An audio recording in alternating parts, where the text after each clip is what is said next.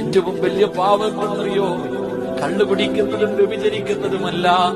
അതിനേക്കാളും വലിയ പാപം എന്തെന്നറിയോ? ഒരാണും പെണ്ണും കൂടെ ഒരു മരത്തിന്റെ ചുവട്ടിലിരുന്ന് തെറ്റ് ചെയ്തുകൊണ്ടിരിക്കുകയാ.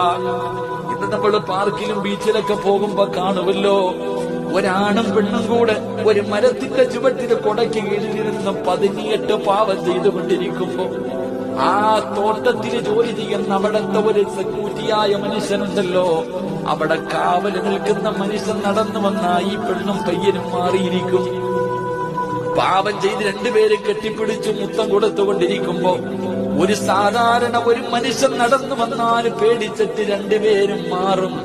പക്ഷേ അല്ലാഹ് കാണുന്നില്ലടാ മോനെ. ആ വരുന്ന ഒരു മനുഷ്യന് കൊടുത്ത അത്രയും സ്ഥാനം പോലും അല്ലാഹ്ക്ക് ഞാനും നിങ്ങളും കൊടുക്കുന്നില്ലല്ലോ. 24 മണിക്കൂറും സിറാജ് ചെയ്യുന്നത് അല്ലാഹ് കാണുന്നുണ്ട്. എന്നിട്ട്